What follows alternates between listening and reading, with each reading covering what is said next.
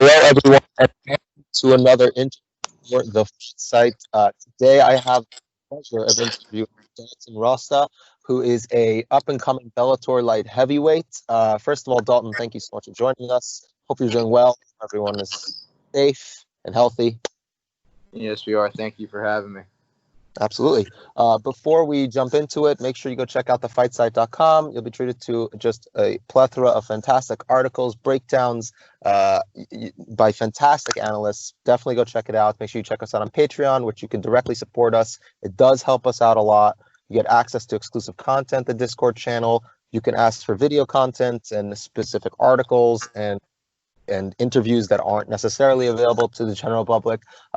Definitely check out the merchandise website. You can check it out on the YouTube. There's links to the merchandise as well as going to the Fight Site website, and you can check us out there. Fantastic merchandise. I actually have a bunch of it. It's really good quality. Definitely check us out. It really helps us. Follow us on Twitter. Make sure you check us out on YouTube. Like, share, subscribe, comment, all that good stuff. And on Apple, Spotify, and Stitcher, make sure you give us a 5-star review. And with all that out of the way for both of us, I would definitely like to talk to you about your background because when I was, doing a little research and reading up, you've done a lot of combat sports growing up and wrestling. Obviously, you did some boxing and obviously you got into jiu-jitsu. I want you to talk to me about your journey. You've always had an affinity and a love of competing. So talk to us about that. What made you get into martial arts in the first place? And what was the journey to get to where you are starting MMA?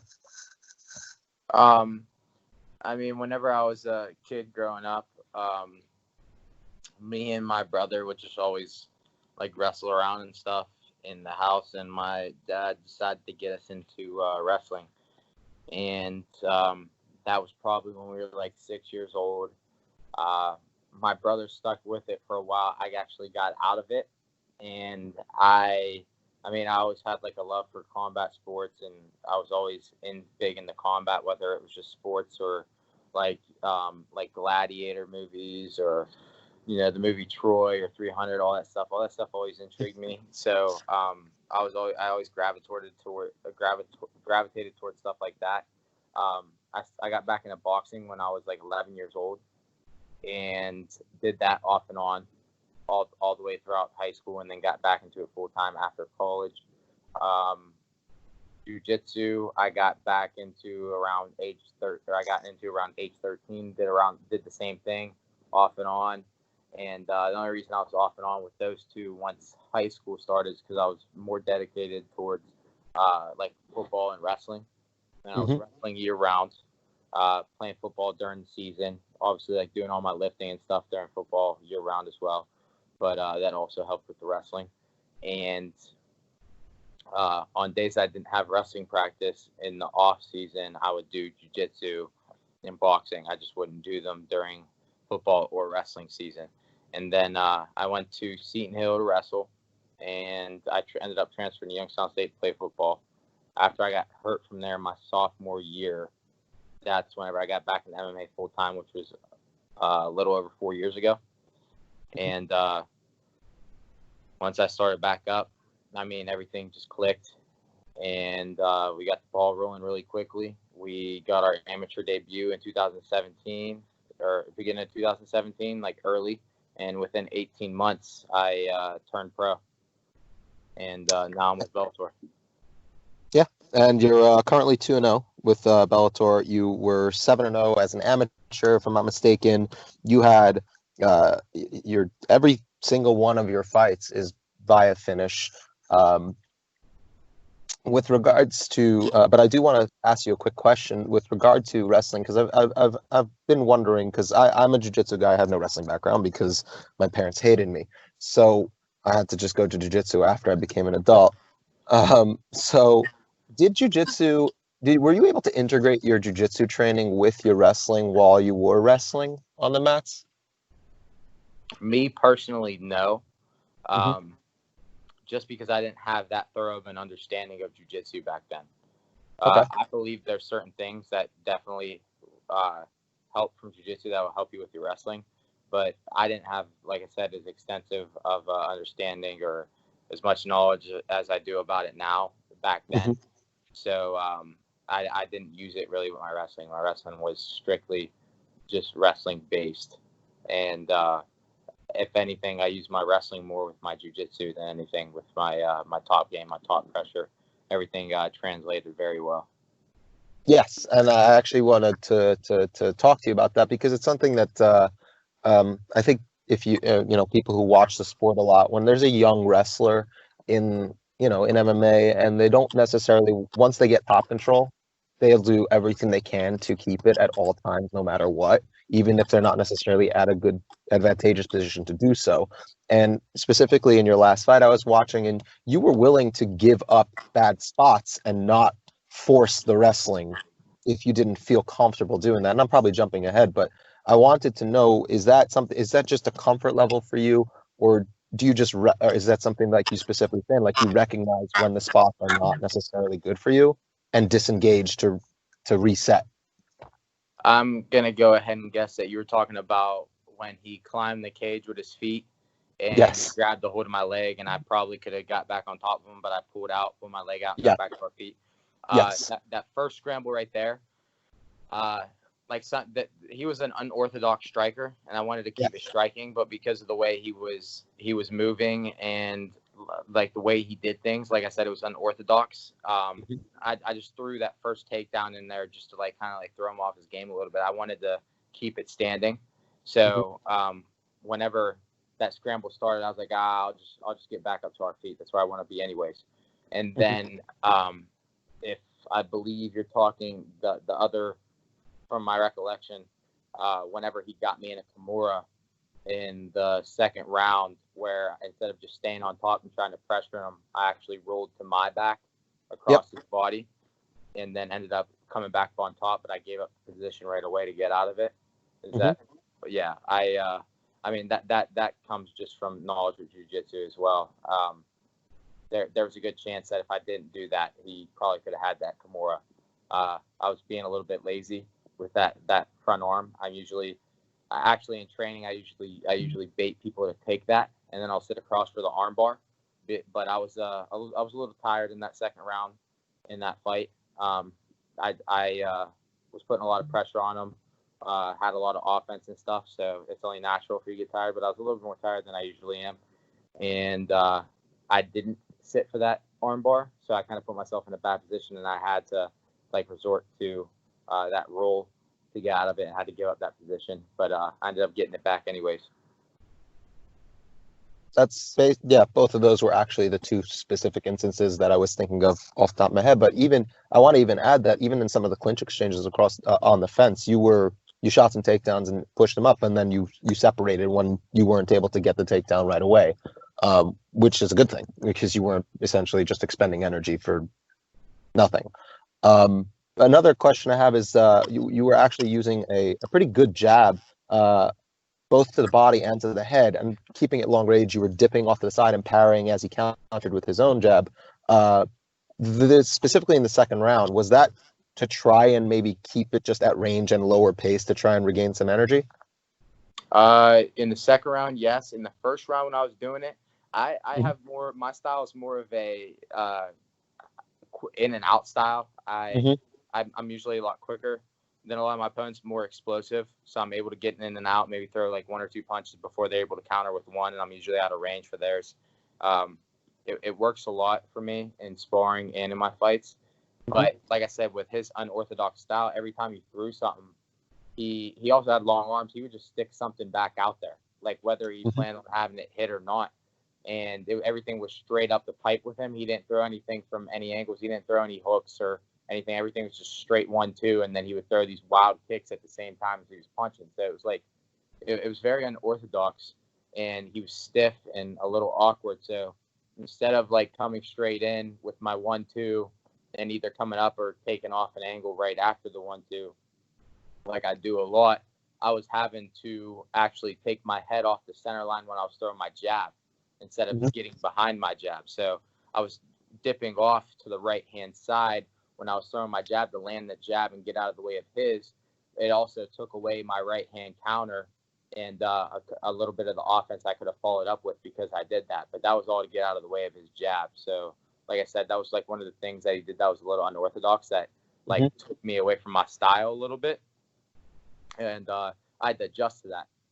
So that was the adjustment that I made, and the adjustment that I seen right away. And it, like I said, it took me away from my style a little bit, but I figured it out, and I ended up using it to my advantage. That's pretty interesting, and it's good to see someone at your age making those adjustments in fight when thrown, because I know that wasn't supposed to be your original opponent in the first place anyway.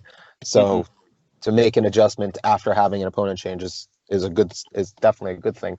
And I want to talk to you about more in general training as a whole. What is your style in terms of at the gym itself? How do you approach training the different aspects? Do you train kind of just like MMA all the time, or do you split it between the different arts, I guess, jiu-jitsu and boxing and wrestling? And what is the philosophy in general from your coaches towards training as well? I usually mix like the wrestling and the jiu-jitsu together, and then I do boxing on its own as well, and then come together a couple of times a week to mix everything together. And I do some kickboxing on its own as well. So I do everything separately, but a couple of days a week, come together, mix everything up, get some MMA sparring in. And when I'm sparring, I actually I do a lot more striking than I do wrestling. And a lot of the time my coaches will try to get me to mix in some shots and stuff in my sparring. And I just, for some reason, whenever I'm sparring and I'm fighting, I just don't want to. I enjoy striking more, and I absolutely won't resort to the wrestling unless I have to, or unless it's going to help open up my striking even more. So it's one of those things where I use it as a tool more than a necessity. And what's I'm curious, what is the sparring philosophy in the gym itself? Are you more of a hard sparring type of person? Because for younger fighters, generally, it seems to lean there's a lot more hard sparring. And once you get more comfortable and you already have all the experience, it shifts away. So at the moment, are you doing, well, not at the moment, because I'm not sure what the situation is in Pennsylvania with the pandemic, which is going to be a question. But in general, do you do a significant amount of harder sparring, or is there more of a focus on the technical aspect with a smaller amount of hard sparring? We do a little bit of both, but I prefer hard sparring.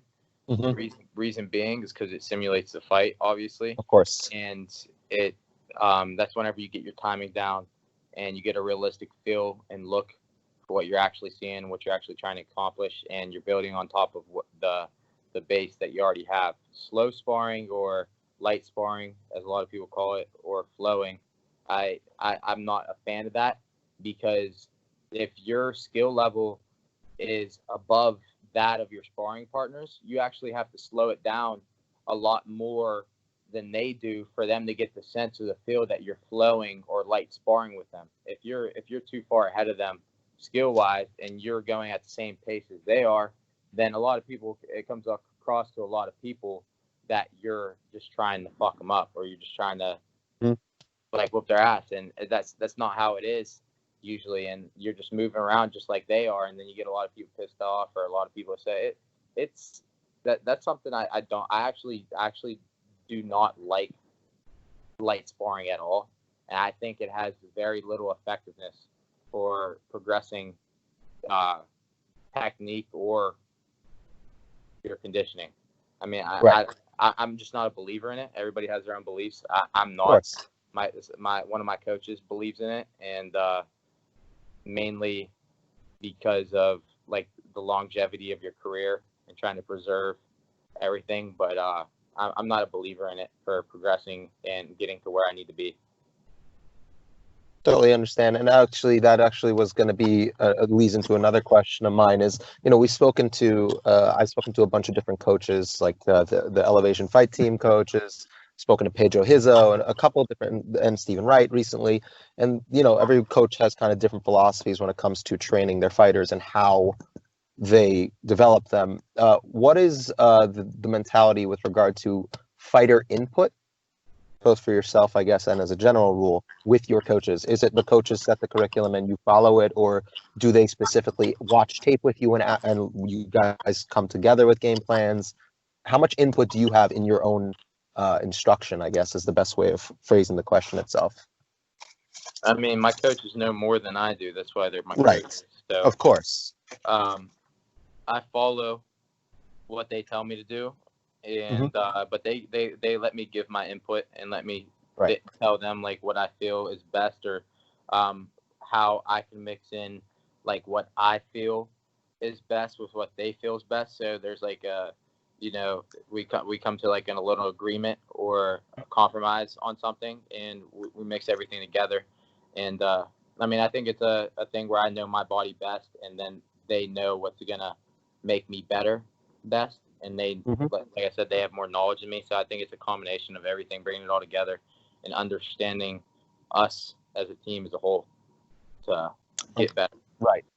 Yeah, that I would say of the three I mentioned, that fits more into the, I guess, the Stephen Wright style than it seems, as opposed to the Hizzo or some of the EFT stuff. So my next question is, I guess, with regards to the pandemic. You have an upcoming fight in this weekend at Bellator. I think it's 243, if I'm not mistaken. How has your training been recently with everything that's been going on, and how have you been able to prepare? What have you had to change? Obviously, I'm sure there are things you've had to change. So can you tell us about the camp, I guess? Well, the camp was only essentially 2 weeks. I got the fight on 2 weeks notice. So, I mean, it wasn't really much of a camp, but I was training 2 to 3 times a day all year round, even during the pandemic. Like when everything shut down for like the first week, you know, everybody was scared. I mean, there was regulations put in place in certain counties. Certain counties were allowed to operate before others. Some gyms didn't have to shut down. And we figured out ways to train, whether it be like, at first it wasn't the gym, like whether we needed a park or somewhere and hit pads, or just, you know, shadow boxing and then like rolling in mats in one of my friend's basements, or hitting a bag, going to a gym by yourself and hitting a heavy bag or whatever.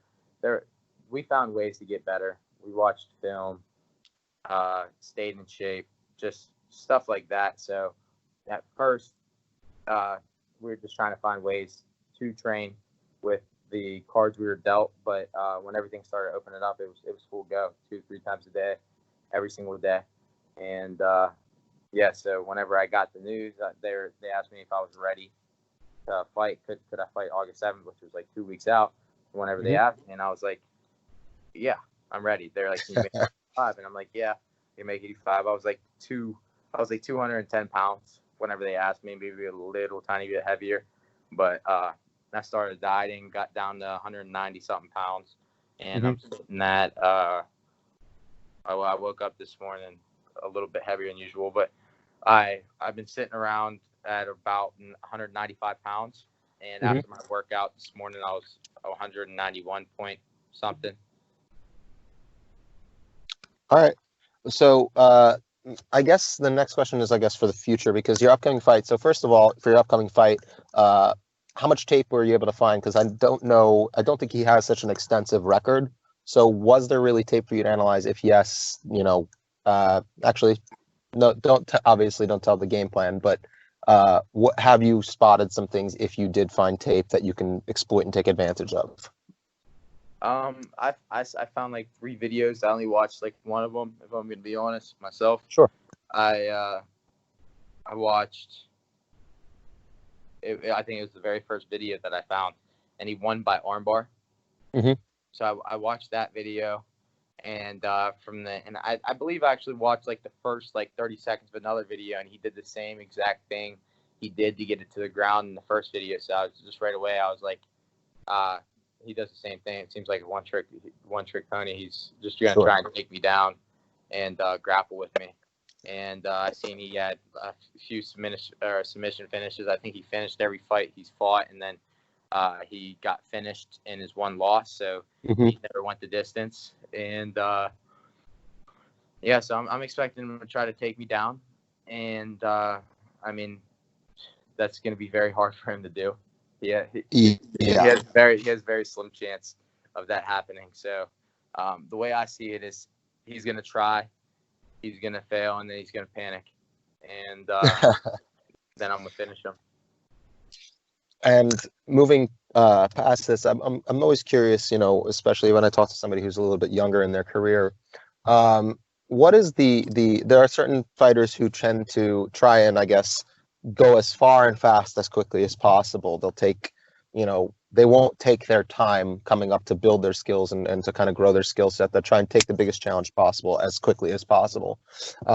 Is that your mindset as well, or do you want to fight people who maybe are going to be similar records and similar time spent in the sport while you develop your skill sets and maybe take a slower approach until you get to the I guess more the elite of the division in terms of names? As for like opponents, I don't really choose them at the moment. Sure. Bellator is the promoter; they choose them. I had a couple opponents offered to me before this that I accepted, and they didn't. The one kid was 3-0 and a black belt in jiu-jitsu, so he was a pretty game opponent and would look very good for my resume. And I accepted that fight, and all of his wins were by finish. He was undefeated as amateur, undefeated as a pro, and like I said, black belt. So after I would finish him, it would have looked really good, but he said no. And then they asked the next guy who was also really good. He was athletic, and he said no. And pretty much that was the story until they found this guy.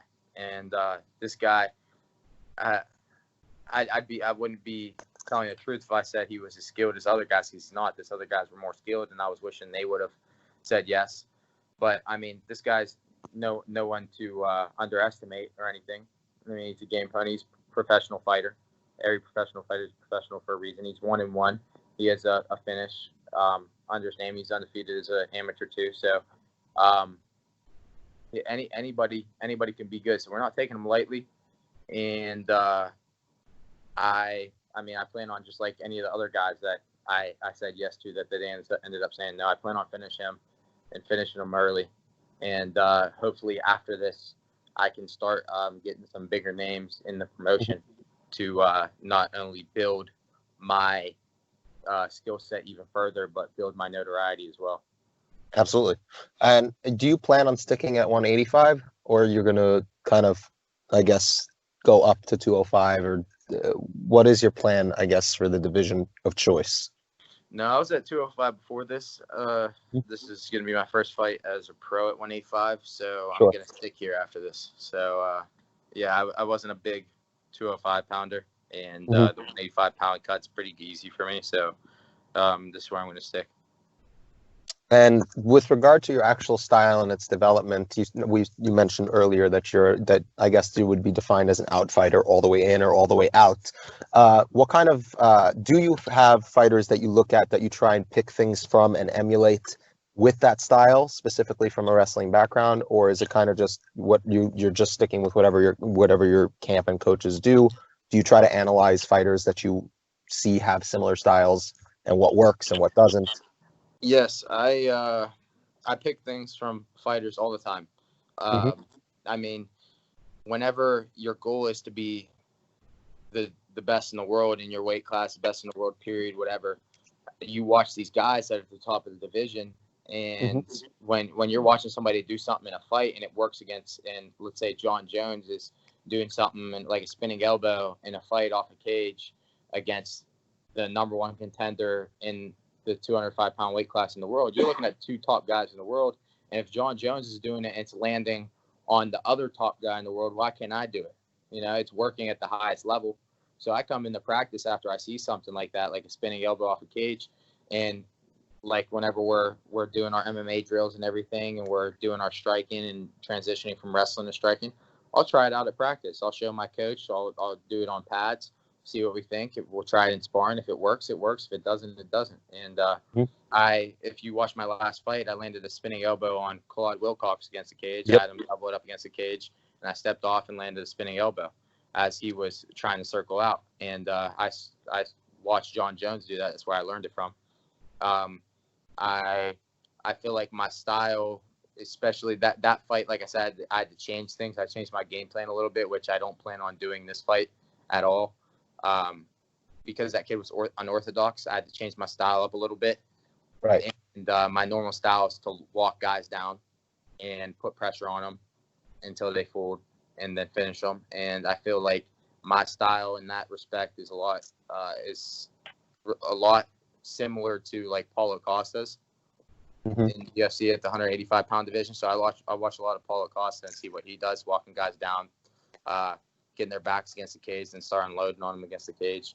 I picked some things from him as well, and there's just a lot of things. Like whenever Conor McGregor fought Cerrone and he started throwing those shoulder strikes in the clinch, never seen anybody do that. I did it a few times sparring, just see if it works, and it was just something that simple that you never thought of, and you could throw it and it works, and it landed in sparring. I mean, just stuff like that all the time. I pick up little things that just keeps improving my game and keeps adding on to it, and I feel like I'm a way different fighter than I was last year. I fought 10 months ago, and I feel like I would have improved a lot quicker, and I would have improved even further if they kept me active and I was fighting and constantly improving on the mistakes that I've noticed during the fight. Even when I win, I the mistakes that I made, and me and my coaches, and we go and improve them.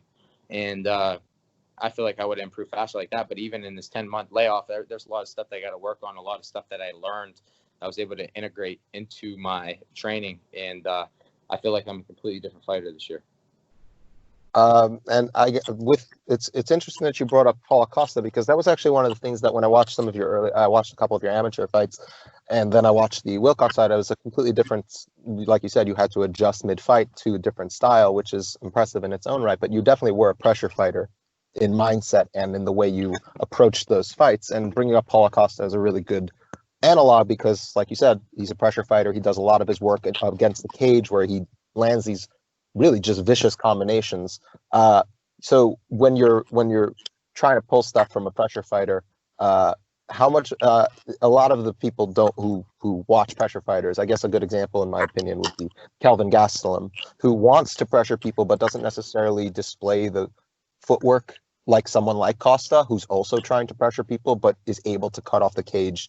And is that something that you're putting a lot of focus on as well, in addition to just, I guess, from the waist up, I guess, but people sometimes forget the footwork?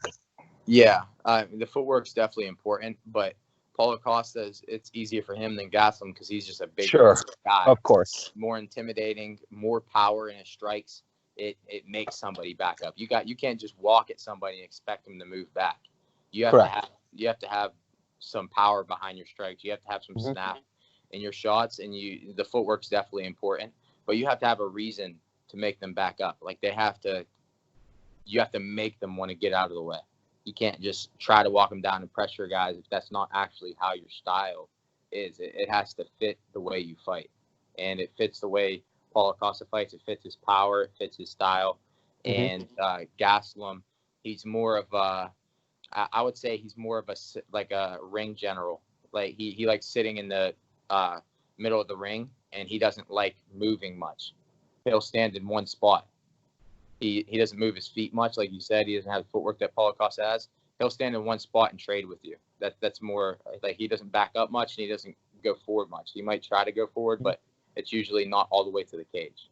So that's the difference. I feel like that's the difference in their styles.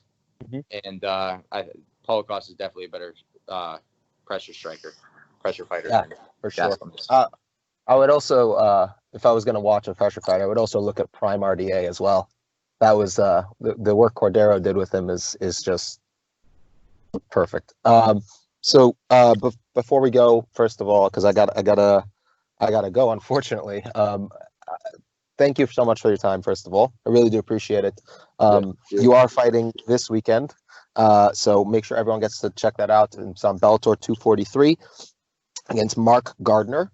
And again, if you want to shout out your sponsors, please, you have the floor. All right. I just wanted to thank Ideal Integrations, Mike Stratos, Josh Damick from Adamic Ventures, Emery Bossman from Armina Stone, Vito Europoli from Scooter King, Simon Arias from Arias Agencies, Dawn and Caroline Rittenauer from YoFresh, and Bobby Steele from RJ Steele Construction. Also, my strength and conditioning coach, Mike Molinaro from Molinaro Health and Functional Training.